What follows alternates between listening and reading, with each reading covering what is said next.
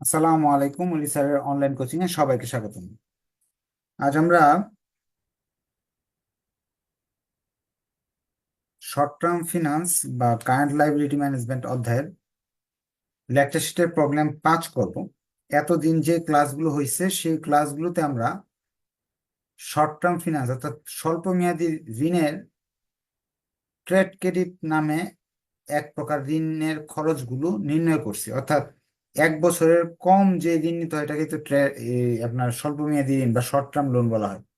ওইটার একটা পদ্ধতি ট্রেড ক্রেডিট, মানে ধারে পণ্য ক্রয় বিক্রয়ের ক্ষেত্রে যে ডিসকাউন্টটা দেয় সেটার কত পার্সেন্ট সুদে পাওয়া যায় সেই বিষয়গুলো প্রথম 4টা অঙ্কে আমরা শিখছি। আজকে আমরা একটা অঙ্কের মাধ্যমে ব্যাংক লোন নামের একটা ঋণের পদ্ধতি আছে, সেই বিষয়টা শিখব। স্বল্প মেয়াদী ব্যাংক লোন প্রবলেম 5-এ বলতেছে, to meet the working capital requirement. বলতেছে আপনার ওয়ার্কিং ক্যাপিটাল রিকোয়ারমেন্ট আর কি চলতি মূলধন আর কি প্রয়োজনের জন্য, সমস্যা সমাধানের জন্য Padma textile mills wants to borrowed 7,50,000 from DBBL Dhaka branch for 1 year। বলতেছে তাদের ওয়ার্কিং ক্যাপিটালের সমস্যার সমাধানের জন্য তারা 7,50,000 টাকা ধার করবে ডিবিবিএল ঢাকা ব্রাঞ্চ থেকে 1 বছরের জন্য। মেয়াদ দেওয়া আছে 1 বছর। The bank has given the following alternative. এই ব্যাংকটা আপনাকে কিছু অল্টারনেটিভ দিছে আর কি, কিছু আপনার অপশন দিছে, বিকল্প দিছে যে এই আপনি 14% ঋণ নিতে পারেন এই শর্তে, 12% ঋণ নিতে পারেন এই শর্তে, এভাবে 6 ধরনের শর্ত দিয়ে বলছে which is the best alternative for Padma textile mill. এই 6টার মাঝে কোনটা সবচেয়ে ভালো পদ্মা ব্যাংকের জন্য? চলেন আমরা অঙ্ক শুরু করি। প্রথমে বলতেছে 14% interest rate with no compensating balance. বলতেছে 14% তারা ঋণ নিতে পারবে, কোনো ব্যালেন্স ট্যালেন্স রাখতে হবে না, 14% সুদে 1 বছর ঋণ নেওয়া যাবে। যখন ব্যাংক লোনের কথা শুনবো তখন ই এ আর বা ই আই আর করব। এখন এপিআর তো করতে পারি, এপিআর। আপনাকে মনে রাখতে হবে এপিআর ইআইআর এর তফাৎ কি। এপিআর হলো সরল সুদ, ইআইআর হলো চক্রবৃদ্ধি সুদ। এটা বছরে 1 বছরের কম হয় এপিআর, আর এটা হলো যদি কোন সময় মেয়াদ 1 বছর থাকে 1 year, তখন এপিআর আর ইআইআর সেম। এপিআর এবং ইআইআর সেম হবে। যদি 1 বছরের অঙ্ক হয় তাহলে ইআইআর লিখলে যে অঙ্ক হবে এপিআর লিখলে একই উত্তর আসবে। এটা এটা এটা সবগুলো সূত্রের উত্তর সেম আসবে। তা আমরা যেহেতু 1 বছরের অঙ্ক, তাহলে আমরা ইচ্ছা করলে 1 year লেখা ছিল ফার্স্টে, তাহলে আমরা এটা ইআইআর লিখলেও হবে, এপিআর লিখলেও হবে, যেটা মন চাইলে লিখতে পারবো না। 3টার মধ্যে যে কোনো একটা লিখলেই হবে। সূত্রটা এরকম, I P minus CB into, যেহেতু 1 বছরের অঙ্ক 360, 1 বছর হলে কত, 1 বছরে হলে 1 বছর সমান সমান 360 দিন ইন্টু 100। যেহেতু 1 বছরের অঙ্ক, সূত্রের এই অংশটা না দিলেও চলবে, যেহেতু মেয়াদ 1 বছর। 1 বছরের কম হলে এখানে অন্য কিছু আমি দিতে পারবো, মেয়াদের অংশ দিতে হলো না। যেমন আমরা আগে যে সূত্র করছি CDR 100 minus CDR into 360 maturity period, date of maturity, CP minus DP into 100।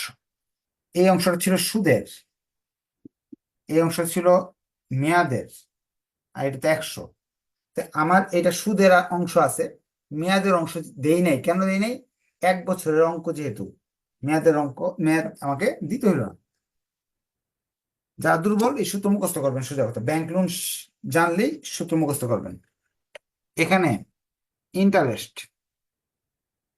Principal, principal হলো 7,50,000 টাকা ঋণ লাগবে আমাদের, এটা হলো প্রিন্সিপাল।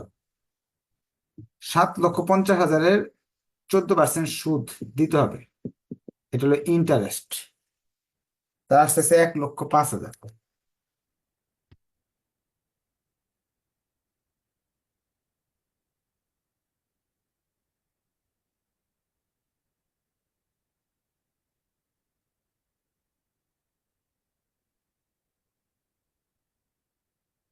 কম্পেনসেটিং ব্যালেন্স কি জিনিস এটা বাস্তবে একটু বুঝে নেন। বলতেছে যে আপনি সম্পূর্ণ ঋণটা পাবেন না, কিছু টাকা আমাদের জামানত রাখতে হবে। যে 10 লাখ টাকা, 7.5 লাখ টাকা ঋণ হয়, 50,000 টাকা আপনি ব্যাংকে রেখে দিবেন, ওইটা উঠাতে পারবেন না। এটা বলে কম্পেনসেটিং ব্যালেন্স। এই অঙ্কে কোন কম্পেনসেটিং ব্যালেন্স নেই, জিরো বলে দিছে প্রশ্নে। প্রশ্নটা একবার পড়ে আসি বোঝানোর জন্য, একটা বুঝলে সব বুঝে যাবে। প্রথমে বলছে 7,50,000 টাকা আমরা ঋণ দরকার, এটা হলো প্রিন্সিপাল, আর 14% সুদ। এই 7,50,000 টাকা 14% সুদ, এটা ইন্টারেস্ট। নো কম্পেনসেটিং ব্যালেন্স, কোনো জরিমানা রাখতে হবে না, জামানত রাখতে হবে না, এই জন্য কম্পেনসেটিং ব্যালেন্স জিরো। এখন মানগুলো বসাচ্ছি। উপরে হলো 1,05,000, নিচে হলো 7,50,000 মাইনাস 1,05,000,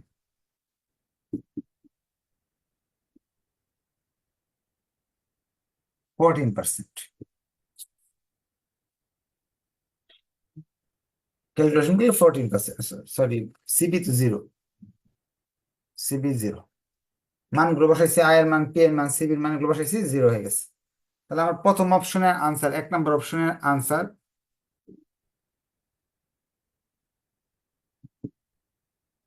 2 নম্বর অঙ্ক অঙ্ক 1 নম্বর যদি কোনো কোয়েশ্চেন থাকে কোয়েশ্চেন করতে পারেন যে স্যার বুঝি নাই, বুঝাই দিবেন সব। 2 নম্বর অপশন, 2 নম্বর অপশনে তারা বলতেছে 12% interest rate with 10% compensating balance. 12% সুদ, আপনি ঋণ নিতে পারেন 12%, কিন্তু 10% রেখে দিতে হবে। আগের বার 7.5 লাখের মাঝে 7.5 লাখ টাকায় দিবে, 14% সুদ কেটে নিবে। কিন্তু এরা বলতেছে 12% সুদ দিতে হবে, পার্সেন্টেজ সুদ কমে গেছে, কিন্তু 10% কম্পেনসেটিং ব্যালেন্স রাখতে হবে। তো সূত্র আমরা লিখে ফেলি। 2 নম্বরটা এখানে করে ফেলছি মুছে। বলতে ইন্টারেস্ট হলো 12%, 7.5 লাখ টাকা 12% আসতেছে 90,000। কম্পেনসেটিং ব্যালেন্স, কম্পেনসেটিং ব্যালেন্স হলো আপনার 10%।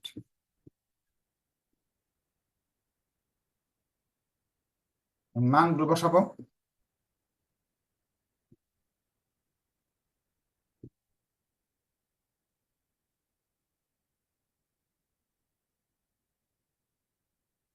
ক্যালকুলেশন করলে এটা আসতেছে।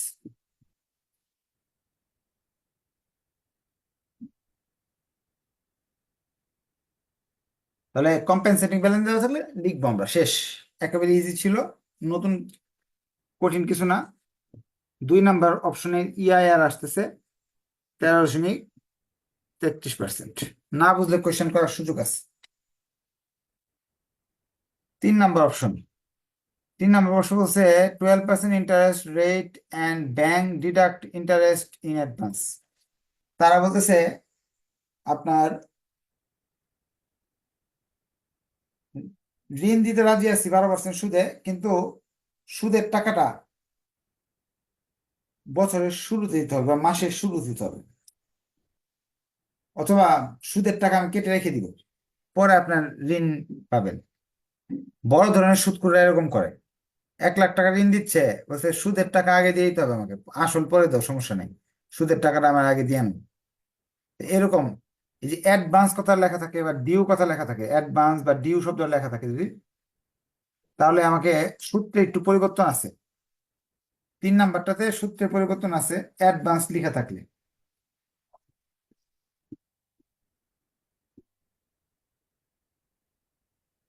ইন্টারেস্ট আবার বাদ দিতে হবে, যেহেতু সুদের টাকাটা আগে আগে ভাগে তারা কেটে নিবে, তারা বলতেছে। আর সুদ তো 12%, সো ইন্টারেস্ট এটা 12% লিখলাম। প্রিন্সিপাল ওইটা, কম্পেনসেটিং ব্যালেন্সের কথা কিছু বলে নাই, তার মানে জিরো, কম্পেনসেটিং ব্যালেন্স জিরো। মানগুলো বসাইলাম। ইন্টারেস্টের মান হলো 90,000, প্রিন্সিপালের মান হলো এটা, কম্পেনসেটিং ব্যালেন্স জিরো, ইন্টারেস্ট 90,000।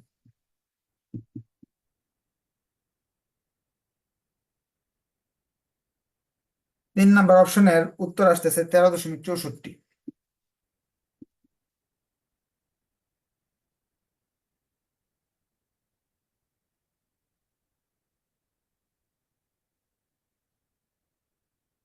এরপর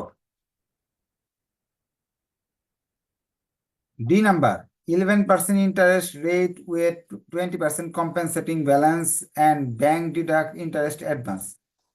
এবার হচ্ছে 11% সুদ, সুদের পরিমাণ 11%, 20% কম্পেনসেটিং ব্যালেন্স, সুদটা অ্যাডভান্স কেটে নিবে।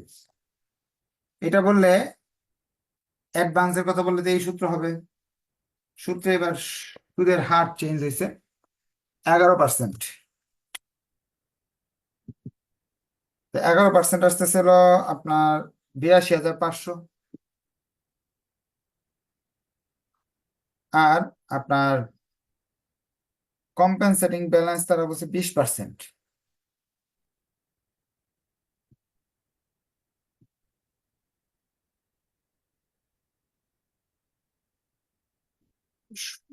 এই সূত্রে বসাবো আমরা 4 নাম্বারের জন্য।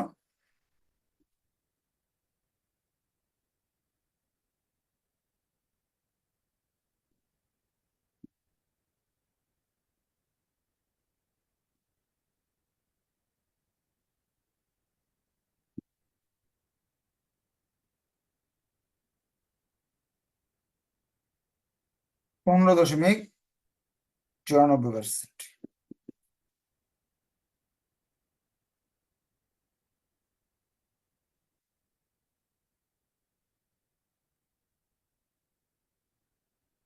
কোয়েশ্চেন থাকলে বলতে পারেন, বা বুঝতে পারলে একটু কষ্ট করে ওকে লিখে দেন। নাম্বার বলতেছে 10% interest rate with monthly installment. এইগুলো ছিল ব্যাংক লোনের 4টা অঙ্কের মাধ্যমে A to Z শেষ। ব্যাংক লোন এই 4টা ছাড়া আর কোনোটা আসে না। এর চেয়ে কঠিন কোনো অঙ্ক নাই ব্যাংক লোনে। ব্যাংক থেকে স্বল্প মেয়াদী ঋণ নিলে এভাবে করতে হবে। এখন ইতে বলতেছে 10% ইন্টারেস্ট উইথ মান্থলি ইনস্টলমেন্ট, কিস্তির কথা বলতেছে। আপনি এই টাকা নিতে পারবেন, কিন্তু আপনাকে মাসিক কিস্তি হিসাবে টাকা ফেরত দিতে হবে সুদ সহ। এই সিস্টেম যদি বলে, তাহলে কিভাবে অঙ্কটা করবে? ইনস্টলমেন্ট বেসিস, কিস্তিতে টাকা পরিশোধ, এটার আলাদা সূত্র। যেহেতু 1 বছরের অঙ্ক, ইআই আর এপিআই একই জিনিস।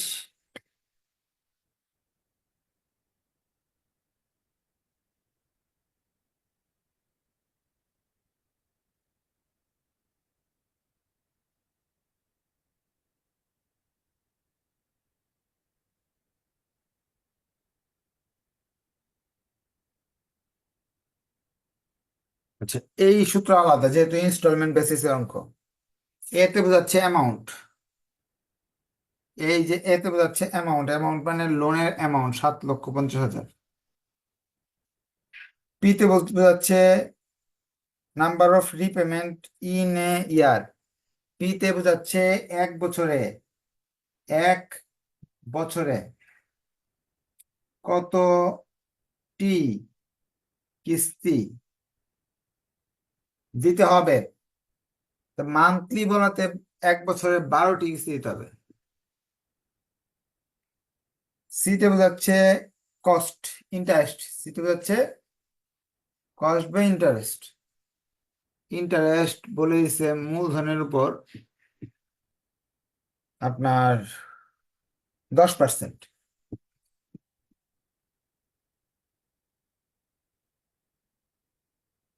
এন, এন তে বোঝাচ্ছে মোট কিস্তি।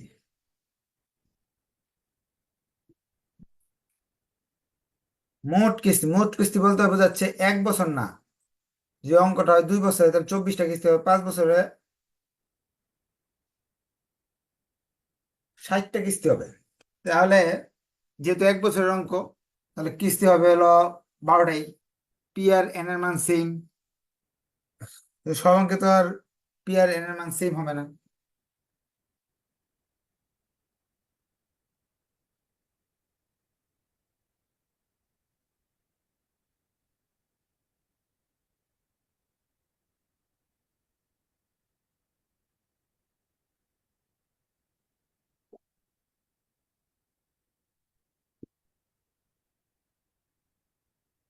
18.46।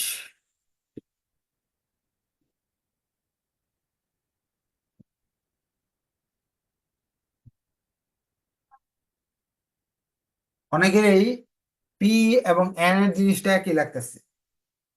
পি আর এন এক না। পি হলো 1 বছরে কয়টা কিস্তি দিচ্ছেন, এন হলো মোট কয়টা কিস্তি দিচ্ছেন, 1 বছর না। যদি 2 বছর অঙ্ক হয় তাহলে কয়টা কিস্তি হবে, এটাকে পি বুঝায়। কার কোন কোয়েশ্চেন আছে বলেন।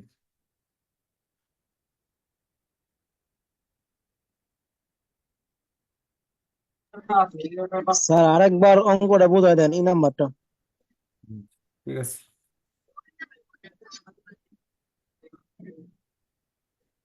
ইয়ার এফ সেম জিনিস, এফ নাম্বারটা আমি করে দিচ্ছি। বলতেছে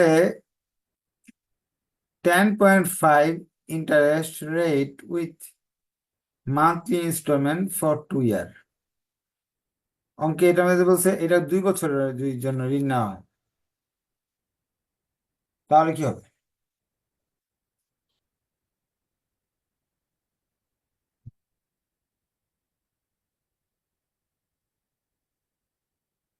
সূত্র তো আমরা এটা মুখস্থ করছি। ইনস্টলমেন্ট শব্দ দেওয়া আছে, যেহেতু এই সূত্র মুখস্থ করলাম। এখন আপনার টু তো টুই, পি, পিতে বোঝাচ্ছে কয়টা আপনি কিস্তি দিচ্ছেন। আপনার প্রতি মাসে একবার, 12 মাসে 12টা।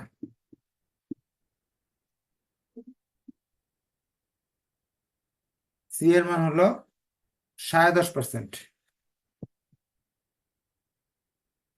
10.5% কত আসে, ক্যালকুলেশন ক্যালকুলেটর নেন।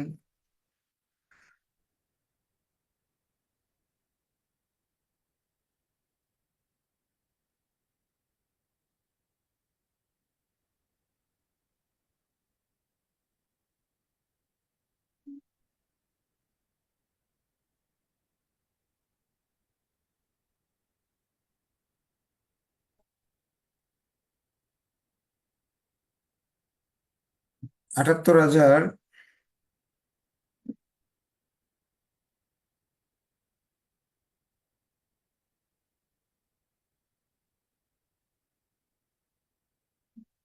৳78,750।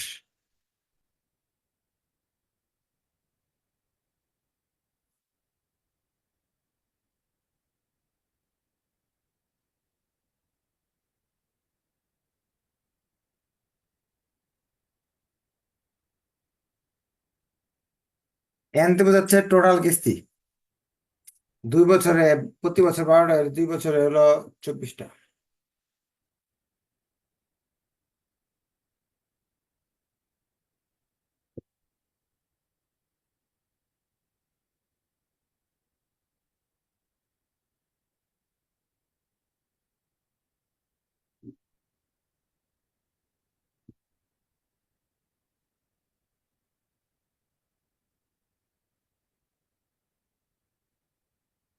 আসতে পারে, ক্যালকুলেশন করেন।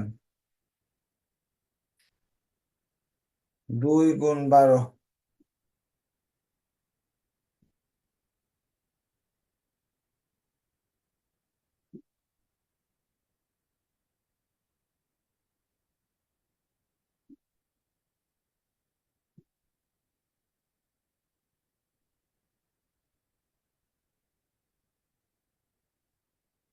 হুম।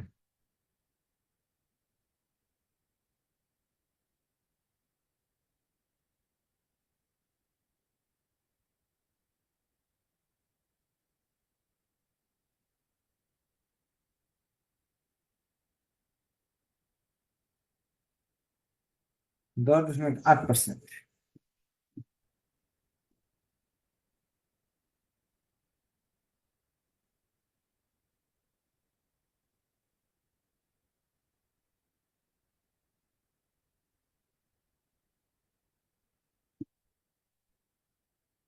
ক্যালকুলেশন করবো। ক্যালকুলেশন করলে সবচেয়ে ছোট যে রেট হলো আমাদের গ্রহণযোগ্য।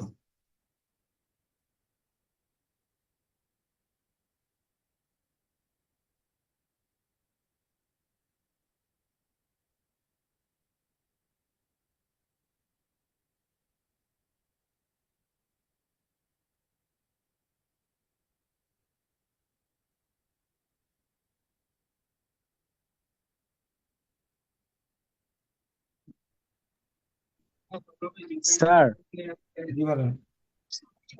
স্যার সেম ম্যাথটার ভিতরে আমরা একবার পি সমান সমান 7,50,000 ধরলাম, মানে 75 লক্ষ মনে হয় ধরলাম, আরেকবার পি সমান সমান 12 ধরলাম কেন, আর এ সমান সমান 75 লক্ষ ধরলাম কেন, এটা একটু বোঝাই দিতেন শুধু।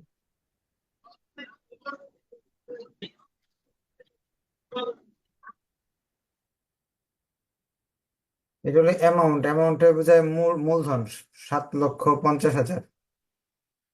সিতে বোঝায় সুদের হার। আগেটা 10% ছিল, এটা 10.5%, এই জন্য দুইটা চেঞ্জ। সি এর মান। পি এর মান হলো বছরে 12 বার, এক বছরে কয়বার? 12 বার। এন মানে হলো আপনার কতবার দেওয়া হলো। এক বছর 12 বার, এক বছর ঋণ 12 বার দেওয়া হয়েছে। এটা 2 বছরের অঙ্ক, বলা আছে প্রশ্নে। এই জন্য আপনার 24। 12 বার 24টা কিস্তি। এই জন্য ভিডিওটা একবার দেখেন, ইনশাল্লাহ বুঝে যাবেন। না বুঝলে নেক্সট ক্লাসে কোশ্চেন করা যাবে। ধন্যবাদ সবাইকে, আসসালামু আলাইকুম। ও, ডিসিশন তো যাই নেই। ডিসিশন সবচেয়ে কম, যেটা সবচেয়ে কম এইটাই কোম্পানি নিবে। কোম্পানি কম খরচ করতে চায়। The company should accept option 6.